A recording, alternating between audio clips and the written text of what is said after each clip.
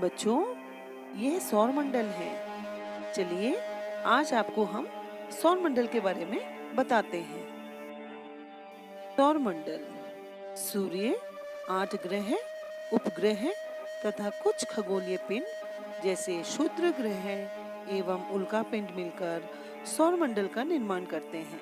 उसे हम सौर परिवार का नाम देते हैं, जिसका मुखिया सूर्य है। बच्चों, यह सूर्य का चित्र है जो रोजाना आप आसमान में देखते हैं। चलिए आज सूर्य के बारे में आपको बताएं। सूर्य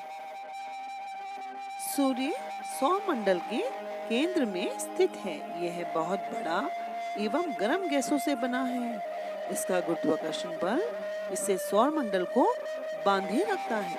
सूर्य सौरमंडल के लिए प्रकाश एवं ऊष्मा का एकमात्र स्रोत है।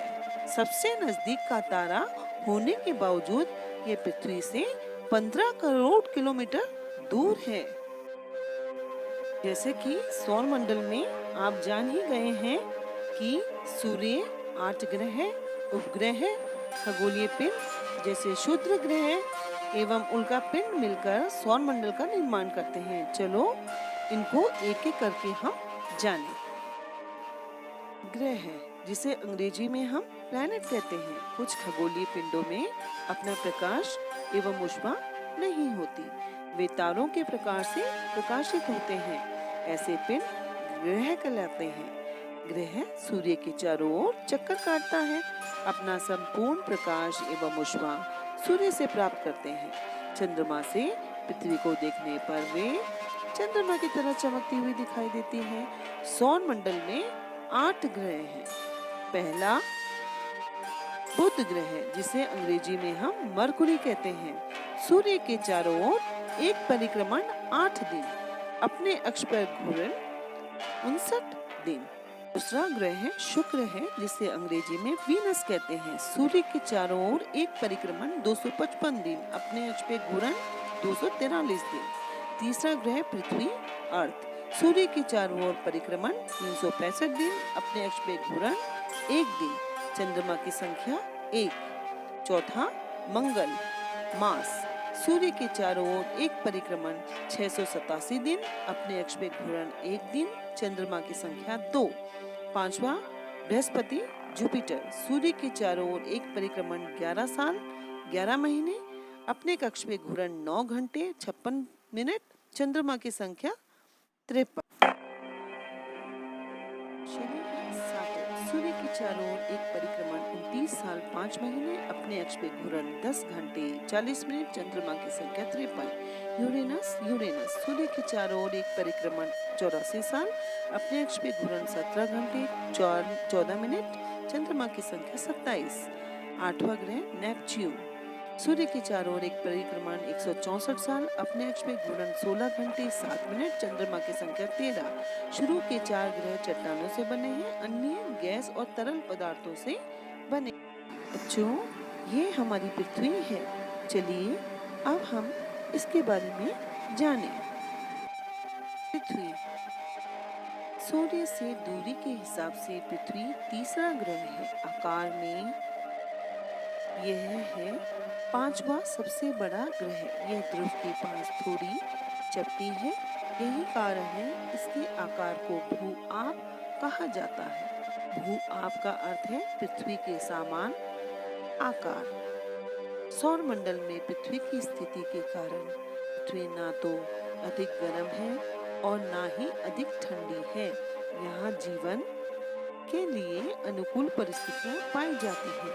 अंतरिक्ष से देखने पर यह नीले रंग की दिखाई पड़ती है, क्योंकि इसकी 2/3 सतह पानी से ढकी हुई है, इसलिए इसे नीला ग्रह कहा जाता है। चलिए बच्चों, अब आपको हम चंद्रमा के बारे में बताएं। आपने चंद्रमा तो देखा होगा, रात के वक्त कितना सुंदर दिखाई देता है, चमकते हुए। चलिए आज आपको इसके बारे में जानकारी दी जाए। चंद्रमा एक उपग्रह है। उपग्रह ग्रहों के चारों ओर उसी प्रकार चक्कर लगाता है जिस प्रकार ग्रह सूर्य के चारों ओर चक्कर लगाते हैं, इसका व्यास पृथ्वी के व्यास का केवल 1/4 है। यह इतना बड़ा इसलिए प्रतीत होता है क्योंकि यह हमारे नजदीक है। यह हमसे लगभग 3,84,400 किलोमीटर दूर है। चंद्रमा पृथ्वी का चक्कर लगभग 27 दिन में पूरा करता है। लगभग इतने ही समय में ये आपके अक्ष पर एक चक्कर भी पूरा करता है, जिसके कारण चंद्रमा का केवल एक ही भाग दिखाई पड़ता है। इसके सतह पर पर्वत, मैदान एवं गड्ढे हैं जो चंद्रमा पर छाया बनाते हैं।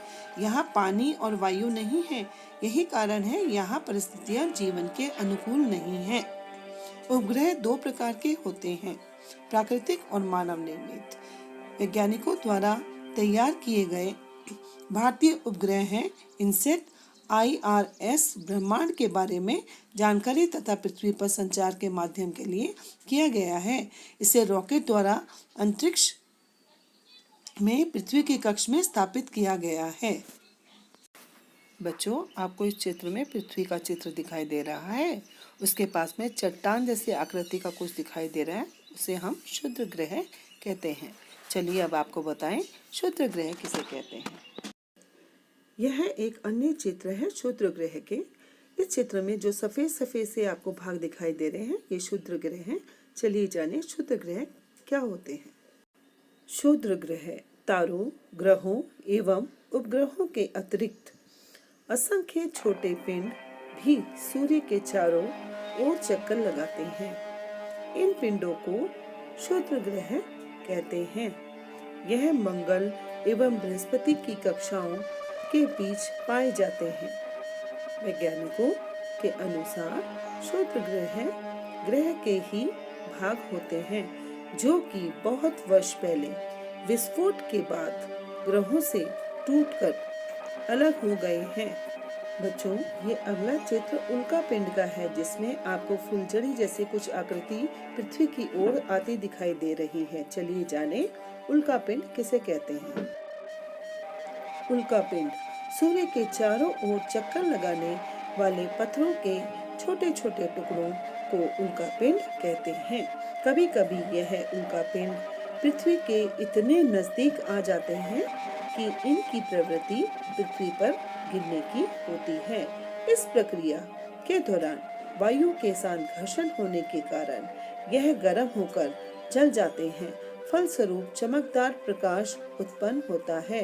कभी कभी कोई उल्का पिंड पूरी तरह जले बिना पृथ्वी पर गिरता है, जिससे धरती पर गड्ढे बन जाते हैं। बच्चों, यह चित्र आकाशगंगा का है। अब इसके बारे में हम जानते हैं कि आकाशगंगा किसे कहते हैं।